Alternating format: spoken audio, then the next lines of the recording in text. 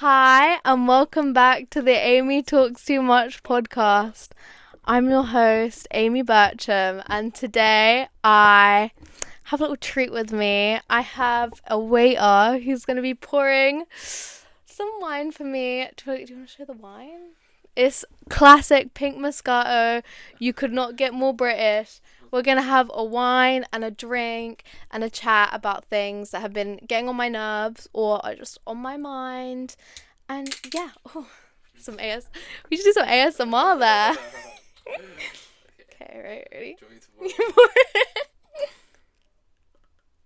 By the way, I've got pink bed sheets, so it should be fine, but Tell me when. a little bit more. Don't be shy, put some more. Don't be shy, put some more. Okay. Chin chin. You're not gonna have a little bit? For context, guys, it's like, it's nearly 2 a.m. in the morning. Oh, but I don't run on normal time anymore. Ever since I've come to uni, I am just awake at all hours of the day. I'm gonna start with my day, guys, because today was a long one. Did I do anything with my day? No. Other than kind of set up my whole podcast thing, I did nothing. I have been asleep most of the day. I have an exam on the 30th and I am too calm, to the point where I'm going to have to do all cramming tomorrow and Thursday after work because I work at 8 a.m. Love. I don't think I told you guys this, but I actually work part-time at a really indie, it's an independent business, small owned furniture shop, and it's called Shmia.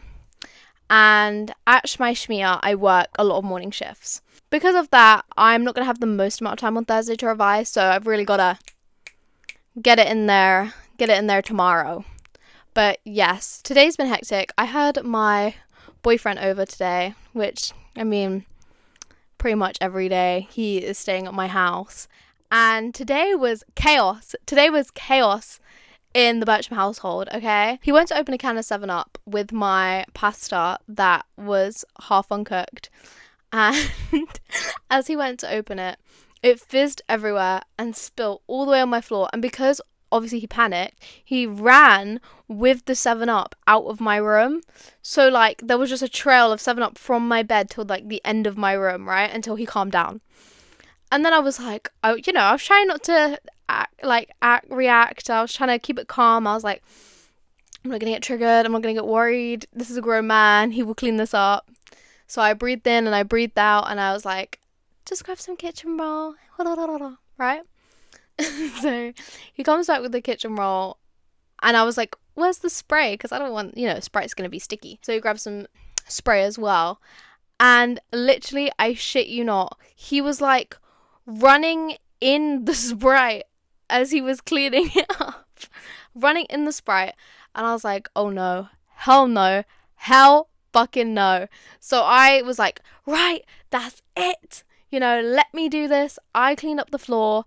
And then at the end, he had the audacity to grab the spray and go, you missed a little bit. Is that not how you remember these events? Because that's what you did next to the bed. There. Okay. I cleaned it, okay? I cleaned pretty well, guys, okay? Oh, I didn't know this is the Nathan Talks Too Much podcast. You're actually right. No, I like the intel. Anyways, and then I thought, okay, everybody makes mistakes. It will be fine, right? And then I'm setting up some things, and I say to Nathan earlier, I say, Nathan, oh dear. Nathan. I left my wine in the fridge. I was letting it chill. Could you please grab me my wine with my glass? Which, by the way, for context, the wine glass that I have, I didn't buy. I stole it from a pub, but let me explain. So, me, my flatmate's friend, went out for a couple drinks, and then my flatmate's friend had to go back home, because remember, we're in the equivalent of our uni town, and we had to rush out the pub, and I hadn't even finished my wine. So I just kind of left with my wine because I wanted to finish it. And honestly, it probably cost more than the glass. So anyway, ran out with my wine. And I just loved this glass, right? It was why. Don't get me wrong, the stem was a little thick. It was a little thick, but it was like a wide, big glass. It felt like a goblet. I was like, oh my God, drinking from it, I could pour a whole bottle, right? So I say to my boyfriend, oh darling, could you grab me a wine and could you grab me my glass? My glass, that again, didn't pay for, but I did obtain in one way of financial compensation for my white wine that I brought at the pub that day. My boyfriend's like, of course, like, I'll grab it for you right now, like, kiss, kiss, smiley face, mwah, mwah. And I come back into the room, this room, to be exact. Then he walks in, and he looks distressed. He looks upset. I'm like, what? And he's like, I opened the fridge. To be fair, okay, this was kind of my fault. I had put the wine in, like, the top shelf of the fridge, so when he's gone to open it, it's standing upright and it just smashed. He was like, I opened the fridge and the wine has smashed everywhere. And I was like, oh no, like, oh my God, because, wine is not free. Even though it's pink Moscato, it doesn't mean it's free, and it's a good wine. And I was like, oh no, like, shit. But I wasn't too mad yet. I was like, yeah, it's fine, kind of my fault. And he was like, and when he opened the fridge, for some reason, he was holding the wine glass at the same time. So he's going to open the fridge whilst he was holding the wine glass. And because of it, the bottle had smashed and chipped the whole of the bottom. So the whole of the bottom's gone. So you could probably drink out of it, but you can't sit it anywhere. You'd have to do like a whole shot of wine. And it was like, I was more mad about the glass, to be honest with you, because that glass had a story. So I was thinking, God, 2 in a day, it could not get any more messy in this flat, okay? And I was wrong, right? So I ended up having dinner, I had egg and chips, whatever, and then my boyfriend had pizza. And he made his pizza all cutesy and whatever in the oven, and he's gone to take it out, and I don't know what he was doing. Maybe he was putting it on the chopping board, maybe he was just fucking around, but he's like holding the pizza and he's just dropped it. The whole pizza, fresh out the oven, dropped it on the chopping board. And he was wearing my oven gloves because he was in my flat. He was wearing my oven gloves and it's got like pizza around it, and I'm just sitting there like, I cannot do this anymore. Why do men do this? Why do they ruin our nice things? Why? It was just like a really chaotic day, and because of it, I'm gonna blame that on the reason I couldn't do any revision at all. It was just, so many things were on my mind, like my broken wine glass and the, £2 frozen pizza. But yeah, so it was a tricky one today. And then later on, I was talking to my friend Kayla, who actually might end up being featured on this episode of the podcast. Stay tuned for that. Sorry guys, we had to have a mic change because I just realised I was holding the mic stand this whole time instead of just holding the mic, but sorry about that. I'm still learning, I'm a novice. I definitely didn't have a podcast before this and should know what I'm doing. Anyways, I was talking to my flatmate Kayla, who is likely going to be featured on this podcast. Insert here if she ends up being featured. Actually, don't insert here because I've got to explain why she's being featured. Because I'm mad, okay? I'm really fucking angry about matcha. It is the propaganda that I am not falling for. I do not understand why everybody is buying this disgusting, I'm sorry if anybody gets offended by this disgusting green powder that you have to mask with other flavors when you buy it, and it's so expensive, instead of just buying a regular coffee, which we've all been fine for what feels like hundreds of years. We're buying this weird green substance that's apparently some sort of derivative of green tea to drink. And it's like, it's expensive. The reason I know about the matcha epidemic is because obviously I live in London usually.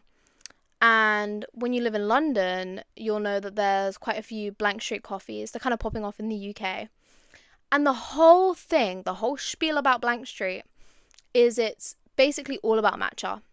When I go to Blank Street, you best believe I order the strawberries and cream iced coffee, okay? I do not order the matcha. And you could just say, Aimee, go to Starbucks, Aimee, go to Costa, Aimee, go to a small business like that doesn't do matcha. But I really, really like the vibe in there, and I really like the strawberry and cream latte. But they sell so much matcha. Like, so many people walk out there with their little matcha cups, but it's got like strawberry or something, like something to mask it, right? I don't get why it's trendy. I don't get why the people love it. I have tried matcha. I did not really like it.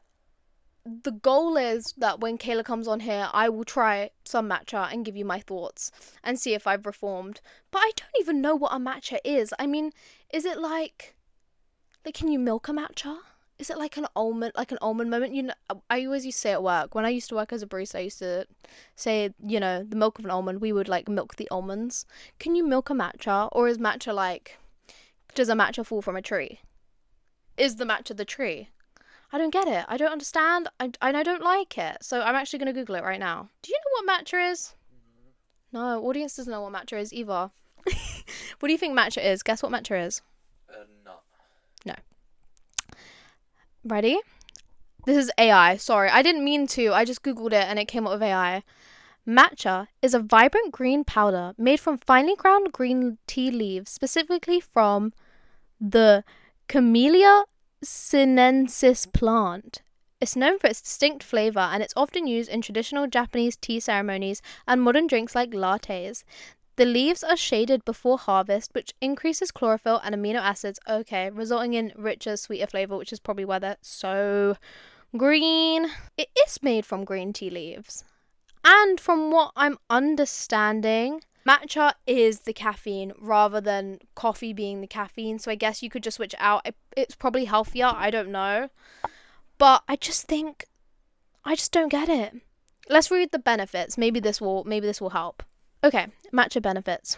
137 times more antioxidants than tea. Helps to support heart health. Can provide an antidepressant effect. Oh shit, I came off it. Rich in compounds called catechins. Don't come for me, I don't know. Consuming matcha decreases stress. Shush. More natural caffeine than other green tea types. Okay, so there's some health benefits behind it. This reminds me once of, I live in kind of a nice area of London. I didn't always, until I was about 15, I lived in a really interesting place called Kilburn. If anybody from Northwest knows Kilburn, you know it's a fun place to live. But where I live now, we have a little like coffee chain there. And I remember going in and I just wanted a smoothie because I heard that their smoothies were really good. And I was trying to, integrate with the rich population in this area because I didn't know how to. And I was also in like council housing. Anyway, so I go into the coffee shop and I'm like, I'm going to order this smoothie, blah, blah, blah. And I remember the woman looking at me being like, do you want to add some vitamin this? Do you want to add some this? Do you want to add some this? And it told me as well that she could add a shot of collagen. And I was like, okay. I think I was like 16, so my collagen levels were already through the roof, like skin elasticity on point. Like I didn't really need the collagen shot. But I decided, you know what? £4 for a collagen shot? I'll take it. And she shoved it in my smoothie, and this is what matcha is to me. It's like a cheaper shot of apparently all this stuff, right? And it's bright green, and I can't imagine tastes good on its own. Actually, Googling matcha, I get it. Okay, it has health benefits. I've always been a green tea hater as well, though. I'm much more of like a lemon and ginger person. Personally, I think tea is one of those things you have to drink over and over and over again and force yourself to like before, you see any benefits of it. So I mean no disrespect to, the founders of matcha. I also don't mean any disrespect to its cultural origins, but I more mean like this commercialized, you can now buy matcha in Sainsbury's bullshit. But, okay, who knows? Maybe I'm wrong about matcha. We're actually going to insert the clip here now of me and my lovely friend and flatmate, Kayla, talking, and I think trying, if we have the budget for that, if we have the budget on this podcast, trying some local matcha. Hello everybody, and welcome to this, well anticipated interview that I was telling you about in the last podcast episode, or on this podcast episode. This is my flatmate and dear friend Kayla. Kayla has the most amazing hair you'll ever see, as you can tell. Constantly styled, constantly beautiful. And she's going to be telling us why I'm wrong about the matcha and why it's actually good. And apparently she's going to make me try it. Kayla, would you like to talk about your product in your hand? Yes, this is, it's classic matcha with a few additives because they didn't have your standard tapioca, which is sort of like, you know, the black pearls you always see everywhere with bubble tea. But I think it's been gentrified and it's given it such a horrible rap. What's your favorite place to get matcha from if you have to like buy it from a shop? And then what is like your least favorite place to get it from? I'm not actually like a traditional matcha maker. And I think that's why, and I think that's why like I'm so like, what's the hype about it? Because I've only ever gone to shops to buy pre-made matcha. Really, that's what my For You page has been like. And it's sort of, you don't have to go for all of this like really, really, really serious level of preparation for a matcha that like some people are having like multiple a day. You really shouldn't. Someone's literally been hospitalized because of an iron deficiency because of it. If you're anemic, you iron deficient. We know iron deficient people. Some people in our audience are iron deficient.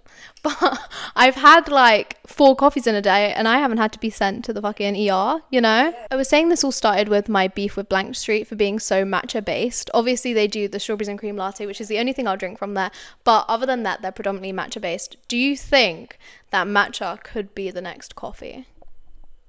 I don't think so. Everyone's so like it's like marmalade. It's like marmalade. Yes. Because everyone's like, you either love it or hate it, because some people like it tastes like grass. Japan and a lot of East Asian cultures in general have those aspects of it that everyone just romanticizes and takes and then runs away to another you're like another culture with it. And matcha's become one of those things. It's become like something that everyone's said, yes, we're gonna try it, we're gonna make it like popular. And then because it made it popular, everyone is like, they've tried it and they're like, well, I don't see what the hype is about. It must be so lame, when it is like obviously it's an old piece of like another country's culture. I don't think it's going to be a new coffee because it's too like divided. Yeah. So are you a green tea drinker, like as well as matcha, because obviously it's like a green tea derivative, right? Do you enjoy green tea as well, or is it just matcha now that you fuck with? I've got peppermint and green tea in the cupboards, babe. You've been fucking with the green tea. Yes, I do. I think it's like sometimes every now and then it's just like a different thing to have, like to decompress in the evening, which brings me on to my next one. Hojicha. It's sort of like roasted green tea leaves, and it's like your nuttier roasted flavor. It's more warming. What's in this This is matcha? Like classic cold matcha. Has a little bit of ice in it, some sugar, and lychee jelly, because I'm a lychee jelly fiend. You can like sieve it out with a little strainer. She actually did offer me that earlier. She was like, oh, I could sieve out the lychee if you don't want it, but I want to try the whole thing. Yeah. Why not just have green tea? Why are we making it difficult? Why are we making it complicated? It brings out a different flavour because it's hot, the boiled water. Okay. Because it's like the powder, the different way it's been prepared, you know, like surface area and all that. We're in our uni kitchen dorm thing, by the way. Again, moving out in a month. I showed them my room. Obviously, that's where I filmed most of the first episode. So bear with this like little setup, but I think it's cute. Yeah. And also it's where like 9 people make their dinner every single night, except for the people that order takeaways, which sometimes it's me, guys. Okay, should we try some of the tea? Oh, and they've given us a plastic one. They still do plastic straws? Yeah. They kind of sold me on that. But when it's cardboard and it gets wet and you're trying to repeatedly stab it in, because these things, when they're vacuum sealed tight and you get like, you're trying to squeeze the drink and it's already putting pressure up here and something spills out, it's like you're losing a little bit of your life. Depressing. Yeah. Matcha lovers love depression? Yeah, because if you're having to prepare that every time you want to drink, it's long. By the way, our audience of 1, which this time is not Nathan, it's our other flatmate Charlotte. Woo, Charlotte! Woo! She believes in cardboard straw supremacy, and I don't think that she's happy that this exists. But honestly, this really tickles my pickle because I don't think this is the worst thing that's going into our oceans. No. I think it's the fishing nets, but... Yeah. However, I know Miss Charlotte does have a refined enough palate that she agrees with strawberry matcha from Cafe Nero. Oh shit. But this is not from Cafe Nero. This is from Ding Tea. Kayla also does psychology, guys, and she's also part of the Psychology Society, so she does get the discount. So I'm understanding this. She got this morning, by the way, for us to try, so she's been on it. This will technically be my second matcha today because I did go Pret. You're gonna end up in hospital. I'm beating the brown girl iron deficiency agenda, so not me though. Stay safe. Okay. Oh, I should have got the ASMR of that. Really crisp. Give it a little stir. Take a drink from the straw. Okay. I'm nervous, Moment of truth. guys. Let's see if you can get any I'm not gonna like upset you with the slurps. Ready? strawberry in it. I already got some of the popping beads. It is strong. Strong. Oh my god. It kind of like tastes like a Christmas air freshener. Like how strong those flavors are. Like a pine flavor, like a, I don't know, almost like a Yankee Candle, like one of the red ones. That's so sexy. Kayla's into it. Kayla's into it. That's why I had to have her. I'm doing it for the people that do love matcha and are going to be upset for me for my, like, you know, the matcha propaganda thing. But okay, I'll try to have more. Enjoyer of like really strange flavors. I think that's why I'm a big fan of taro as well, because I don't think you can just what I can't. What was the face saying? There's a lot of like different textures in this, and I think it's overwhelming my brain. Not sure, girl. It's an interesting. It's strong. It is potent. It really is like air freshener to me. Is that really bad to say? I think it's. Am I uncultured? No, I don't think so, because there are so many different flavors that you could possibly go for. That's what I'm saying. Like, my go-to is taro. That's like, it's something you can't explain. It comes from a root. But okay, I'm going to rate my matcha tasting time. I'm going to rate this a 4 out of 10. But I do rate the company 10 out of 10. Thank you for helping me through my trauma. All right, thank you guys for watching. Cut back to the normal episode now. That is now in my room and not in the flat kitchen. Bye guys, bye. I know that last episode I mentioned that I am at university and that I'm studying psychology and I'm living in dorms and all this stuff, but I wanted to kind of touch on the things that people don't really mention when it comes to university. Obviously, there's the, you know, glaring debt that comes with university that happens across the world. It's no secret, and it's worse in some places than the UK. It's better in some places than the UK. But the way that schools frame it to you is, it's like, it's not real debt. You only have to pay 9% when you get over a certain amount of money as your wage. And then when you're like 45, 50, the debt gets wiped, right? And I thought, as like a very impressionable teenager with a very underdeveloped prefrontal cortex, I thought, what a steal. I get higher education. I can do the things that my parents could never do because I'm the first person in my family to go to university. And it's like essentially free. The government's giving me money to go. And it's not true. It's really not true, guys. The threshold is like 23,000, I think now. It's dipped from like 27 to 23,000. So you can literally earn like minimum wage and still have 9% of your wages taken from you for university funds. And it doesn't make it any easier if you're claiming more money from university. This is not to scare anybody that's obviously needing the money for university, and often it pays off, but it is like you can rack up around £100,000 worth of debt if you then want to go and do a master's and have like a good maintenance loan. It is honestly insane. Another thing I didn't realize was like food shopping and just buying food in general at uni is so expensive, right? Obviously, I lived in London, but I lived in London when I was a kid, so I wasn't paying rent, I wasn't buying anything. Yeah, I noticed when the 10p Freddos went up, and yeah, I noticed when my Tesco meal deal got more and more expensive, but that doesn't mean that I was like, you know, really affected by inflation.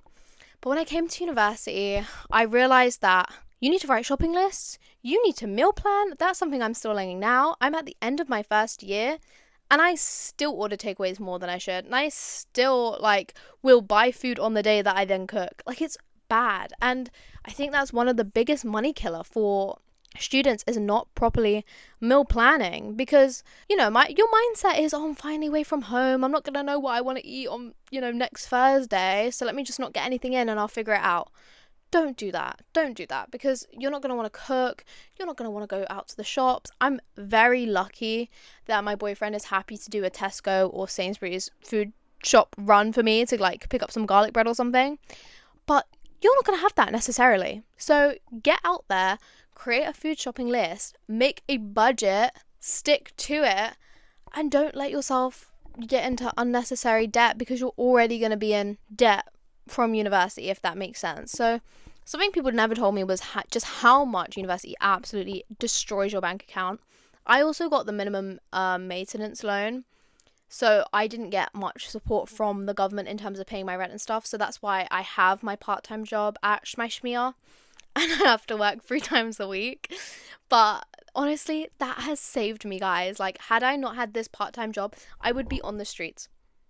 I don't know if they let you continue your university studies if you're living on the streets, but I would have had to figure that out. Okay, I would have lived outside on the grass and slept every night, because I could not afford this place unless I had gone to Schmeishmia and worked. And also, like I said, I took a gap year, and through that gap year I had saved up some money. Okay, so please do not be like me. Please budget. Please get a part-time job, but do not overwork yourself. I was doing 16 hours and it was actually too much for me with the university workload. So I would recommend an 8 to 12 moment, and try get a better maintenance loan, because it's stressful out here. Another thing that they didn't tell me about university was like making friends in your adult life is so different from like making school friends at secondary school and making friends at primary school. Because when you're in primary school, when you're in secondary school, when you're in sixth form, when you're in college, you have a set amount of people there. And in your year group, let's say, there's always around like 100 to 200 people, right? Primary school is like 30. Because there's quite a condensed group, you will find people and you will make friends generally, and it will be easy for you, unless it's not, but it might be easy for you to find your group. When I came to university, I kid you not, the first week, freshers week, I was getting everybody's Snapchats, their Instagrams, this person, you going to the club that day, you doing this, you doing that, blah, blah, blah, all this stuff. And it was so fun, but it was overwhelming. And then I got sick, and I was sick for about 2 weeks, really bad, freshers flu, muscle aches, like it was crazy. Like it felt like the time I had COVID, like I felt like I had COVID again. And I was so unwell. And so I didn't go to lectures for a while. And oh my god, did that fuck me over. Number one, be consistent at the start with making friends, because I couldn't go out, so I wasn't mingling as much. I did the freshers week going out, not too much, because again, I was working for Schmeishmia already, but it really did like mess with me. And it's been hard to connect with people on my course because of it. My course is quite a big course. I think we have around 300 people in core psychology alone. Now, there's educational psychology, there's criminology and psychology, there's all these different like combined degrees that share classes with psychology that only make our groups bigger. So it is hard to connect with people that you're in a room with hundreds of people. How do you know what person's going to be your person? What I've kind of learned going throughout this year is put less pressure on yourself. Connect with your flatmates. You're going to see them every day. They're always going to be consistent. They're people that you can rely on seeing. Sometimes you'll message somebody on Instagram and go, hey, want to go to a lecture together? And they'll go, yes. And you'll go to the lecture and you'll think you had a really good time. And then you never message them again, or you never hear from them again. And it can be a really, hurtful experience if you're not really used to friendship rejection, or just people not being consistent. And that's something I didn't know before coming to university. I've always been such a social person. I've always been chatty McGee, talking to everyone, forever told off for talking too much in lessons. So I didn't understand how I wasn't flooded with thousands of disciples who were surrounding me, asking me, Aimee, how do you do it? How are you just so good at psychology? I didn't understand why that wasn't happening for me. But now I'm realizing that it's all about really putting in that effort early on and maintaining it. I will say, however, a lot of people have told me, second year, bear in mind, only my first year, so maybe I'm not even, allowed to talk about university really, but second year is apparently when it's the big one. It's when you really make your friends, because it's not first year when everyone's a bit shy or worried or whatever. And also apparently a lot of the friends you make in first year you don't even see again in second year. You don't really hang out with. Your modules get a lot smaller, your course gets smaller, people drop out, people do different modules than you, everything kind of changes. So second year is apparently where it's at, but second year is apparently where you meet your friends and you're settled in now. You know what you're doing, you know what university is about, you know what clubs are good, you know what clubs are shit, you know where to go, where not to go, all that stuff. And so interactions are just a bit more easy. I think as well for second year, I want to focus on joining societies. This year, I joined the Psychology Society and the Athletic Society, which were not what I expected. Psychology Society was literally all socials, and I did go to maybe a couple at most, but it wasn't really my thing, and I realised that I needed to do a society outside of my subject. The Athletic Society, I shit you not, I went once. And it was technically towards the end of this year. I think it was April or March. By the time I went, went to London. We were then at an Easter holiday. Everybody in the Athletic Society was about third year or master's degree, so I knew I was never going to see these people again, and yeah, it's hard. It's hard when you feel like the only way you can connect with people is, taking time out of your free time to socialize, especially if you get very tired from socializing. I know for me, I get really, really drained. It is an effort you have to put in at university if you do want to make friends inside the course or around university. I'm very lucky though. I connected with my flatmates and I'm very close to a lot of them, and I'm living with a lot of them next year, and it is great and it is wonderful. Like I said, I'm interviewing one of my flatmates about the matcha thing, so it's been a really good experience. Also, making my friends in my flat was the first time I've made adult friendships. And a lot of people might scoff at me for that, right? Because, I'm turning 20 next year. What do I know about being an adult? I've been an adult for less than 2 years. But PSA, at the time of this recording, I was turning 20 in a month. I have no clue why I lied about this in the podcast. Sorry, thank you. It's still the early stages for me, and I've never had I've never made friends in this period of my life where I'm actually now legally allowed to do things and go out and I'm living on my own and things like that. And it's really it's so different from making friends when you're a kid. Nobody told you this. Nobody tells you that making friends as an adult is so different from making friends as a kid. You have a better judgment of who people are for sure, but you still have that feeling of the fear of missing out and stuff. That still stays with you, I think, in your late teens, early 20s. But you are able to decipher who is fake, who is real, who you should hang out with, who you need to cut off. And it's really nice. I can tell that the friends that I've made now are, not only are they wonderful people, but my prefrontal cortex is obviously developing, because some of them are outstandingly better suited for me people than my friends in the past who I was friends with out of convenience and I guess proximity. But yeah, so I feel really blessed and I feel really happy, and I'm really excited for second year because I just think it can only get better from here. I'm going to join societies, I'm going to keep this optimistic attitude and find even more people around.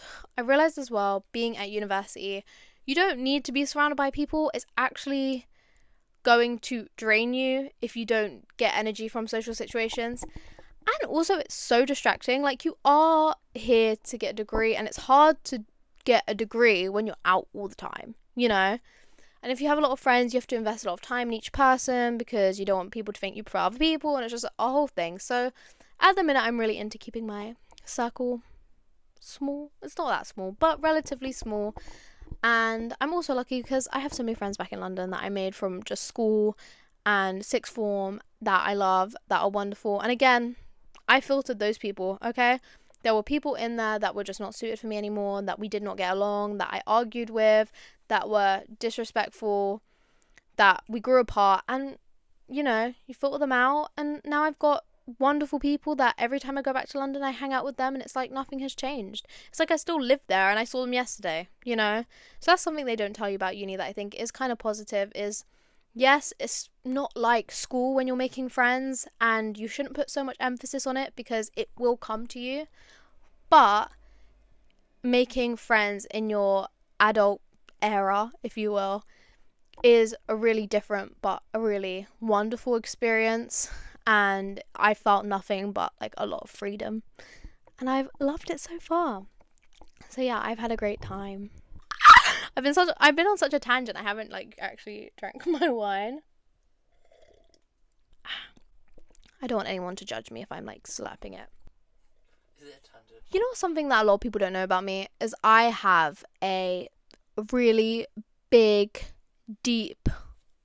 deep-rooted fear of moths. This is not, you know, an emotional tangent. This is not anything. This is just pure hatred towards them. And listen, people tell me about, oh, but read the moth poem. Read the poem about the moths. Oh, they're just outcast butterflies. No, they're not. No, they're not. They fly around like erratically at night, right? Scarily at night. They lay eggs in your clothes, and those eggs then hatch and they start eating your clothes.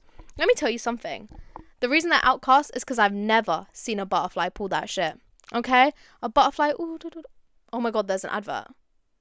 On my white screen? In front of my salad? Excuse me. 1 second, guys. They won't see that. Like I was saying, I have never seen a butterfly pull that type of shit, right? Butterflies gracefully, ooh, you know, they'll do a little circle or a little land on your shoulder, perched. Don't tell me to look at a butterfly zoomed in, because you should never look at anything zoomed in. You look at me zoomed in, same experience, babes. Oh. But they'll like perch on you and oh my god, it's blue.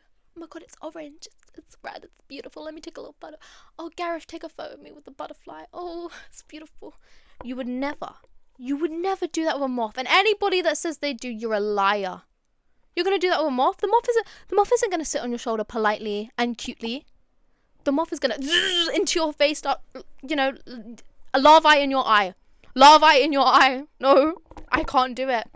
I had my fear of moths. My fear of moths is so insane and apparent and important to me that I had to have it on my Hinge profile when I was single. I had to have it on my Hinge profile because I had to let anybody know that that was even potentially going to get into a relationship with me, that if they bring a moth near me or a moth is near me, you are obliged to protect me and get rid of it, okay? I'm not saying kill the damn thing, okay? I'm not. Because I'm not evil. I'm not heartless. But do not let me see it. And do not let it touch me, okay? It is horror out here. Speaking of like Hinge and social media and things like that, I was thinking about this the other day. Social media has actually ruined so many relationships. Normal relationships, friendship relationships, familial relationships, like an insane amount because it's just not healthy and it's just not the natural way to find things out, if that makes sense. I love a good little Instagram stalk. I know you do too. I know we all love a little, you know, you're searching that person's name, oh, cheeky, let's see what's going on in their life, you quote it, and you don't want to, half the time, you're not happy with what you see, okay? Because guess what? They're still living and you shouldn't need to know that anymore, okay? And it's upsetting. I've realised recently that stalking accounts on Instagram, TikTok, it only bites you in the arse, okay? Because when you see your enemies, when you see the ops thriving, you're never going to be happy about it, okay? So stop stalking. And this happened to me the other day, okay? I was stalking an account and you know, saw something I didn't like, found out that someone that I thought I didn't have beef with, but I guess I do have beef with, I don't fucking know. They blocked me. They blocked me and my mother, not literally my mother, but like people around me. But they blocked me and I was literally like, oh, what did I do? What did I do? Because don't get me wrong, I fell out with this person, but the falling out was very much like they apologized to me. Do you get what I mean? I'm not going to say too much, but like they did something a bit shit. I was upset and they were like, I'm really sorry. But they blocked me. And my Instagram stalking bit me in the arse because I should not have known that they blocked me. I didn't need to know that they had any ill will to me other than a very pleasant goodbye, you know, have a good life. And I just think it's like unnatural when you're able to see that your partner from 2018 has moved on happily and has 7 children with his new gay hairstylist husband. You shouldn't need to know that. You don't need to know that. You don't need to know that your boyfriend 3 years ago liked a naked picture of a woman. You don't need to know that. But this is what stalking gets you. It punishes you. And I don't agree with it anymore. And I think that Instagram stalking needs to be put in the bin and needs to be catapulted far away from here. Though Instagram stalking brought me one good thing recently, and that is the new Pope. What is the new Pope's name? Pope Leo, right? Pope Leo, you called him Leon, audience, but Pope Leo, who has taken over. What do you call that, Vi? Succeeded? Succeeded Pope Francis? He has succeeded Pope Francis. Now, as I mentioned very briefly in the last episode, I am a Catholic woman. I went to a Catholic secondary school. Fun fact, I have a Catholic father and my mum had to get baptized to marry him. We're Catholic out here, okay? And the new Pope was elected, chosen, voted for. And I did, been having a little stalk, and I've seen like a lot of TikTok reposts showing what he's reposted, like how he reposted the Kanye West album, Jesus is King, and, he's just like a cool guy from Chicago. And I can't lie, like a lot of people, at least from England, don't like him because he's American, and I'm sure that is, the same across the world. I know a lot of people don't like Americans, but I kind of fuck with him. I think he seems nice. He allegedly holds a lot of similar views to Pope Francis, who I adored and I think was one of the most wonderful, progressive, inspirational popes we've had so far, because don't get me wrong, the Catholic Church and everybody in it acknowledges that we had some stinkers in there. Okay, we had some stinkers. But this guy seems to hold a lot of Pope Francis' values dear to his heart. I saw a lot of the popes are a little prejudiced against certain groups, like, the gays. And I just don't agree with that. And I think that it isolates people from religion. Your sexuality, your race, your whatever shouldn't hold you back from what you believe in. And it makes me really sad that a lot of gay people don't think they can be part of the Catholic Church because of some of the teachings of it.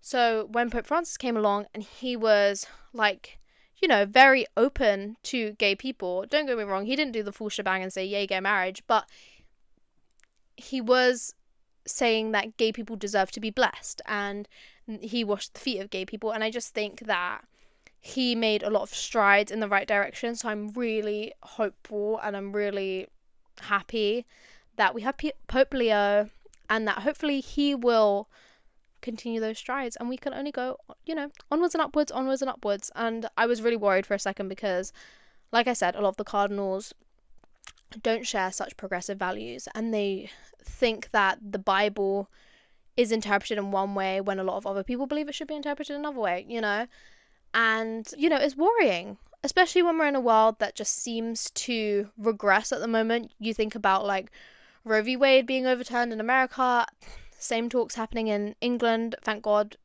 I don't think the Labour Party would let that happen, but same things happening in England where they're talking about it. You have Nigel Farage, talking about, abortion should be banned again. You have just the rights of a lot of people just seeming to plummet or, just be gone out of nowhere. I don't really get that. Like, back in my day, gay people could get married.